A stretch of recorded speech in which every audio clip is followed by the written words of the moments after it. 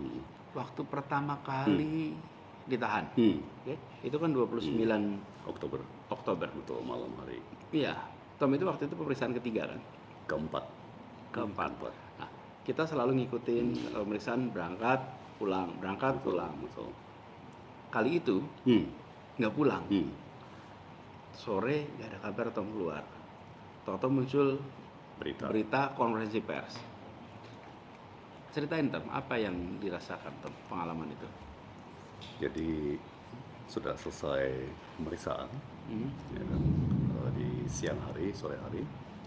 Terus saya ditinggal dalam ruangan pemeriksaan mungkin 3 jam, 4 jam, dan nggak ada kabar.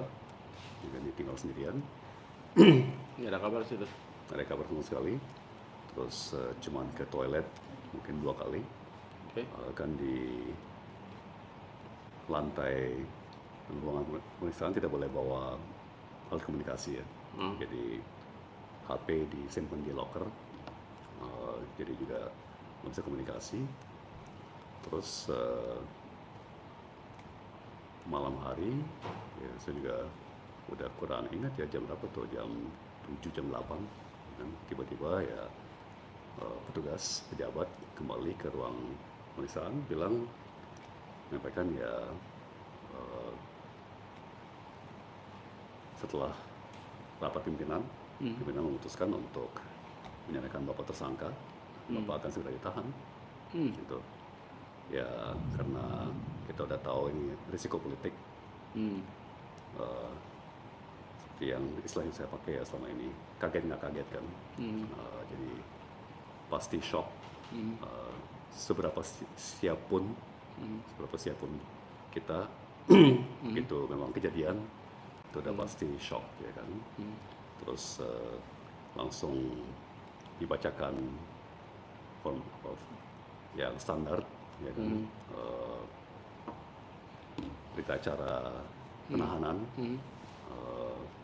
langsung didatangkan dokter biasaan untuk tes kesehatan.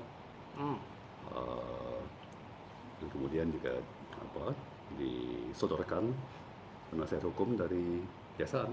Jadi dia penasihat hukum yang belum pernah saya kenal, yang pernah saya temui, dan saya dikasih tahu bahwa ini rutin ya, ini biasa karena ini mendadak, tentunya saya belum siap. Soalnya Tom ketika datang tidak pernah bawa pengacara. Betul. Itu juga selalu yang jadi pertanyaan banyak orang Tom. Ketika habis ditangkap itu kan kita kontak dengan lawyer ya. Iya. Semuanya heran, kok bisa Tom berangkat nggak pakai pengacara? Apa itu Tom? Ya memang tidak masalah, tidak gitu. merasa ada masalah ya kan. Saya berpikir saya dihadirkan untuk sebagai semacam narasumber atau saksi ya kan, menceritakan fakta-fakta 9 tahun yang lalu ya. Jadi nggak merasa bakal ditersangkakan. Betul. Memang pasti curiga, pasti ada feeling wah ini pasti ada risiko dibui ya kan, diciduk. Cuman kan ya kita berprasangka baik ya, kita mencoba untuk positive thinking. Jadi memang ke sana nggak bawa lawyer, nggak bawa siapa-siapa. Ya. Nah, ya prosedur sudah selesai dengan formulir segala macam, ya dikenakan rompi merah jambu yang rompi pink dan borgol ya kan? Dan yang di kepala saya ya cuma ada dua pilihan kan, kayak nangis atau senyum. Ya dan somehow entah kenapa ya pilihan yang ya sudah terlihat ya senyum.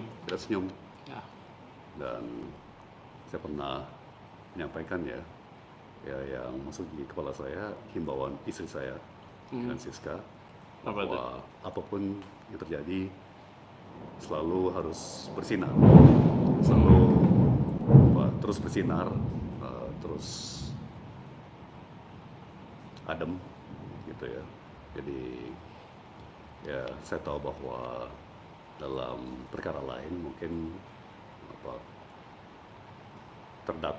begitu tersangka senyum bisa memicu reaksi negatif dari publik ya. Tapi sekali lagi entah kenapa itu yang menjadi pilihan ya, yang masuk di kepala saya.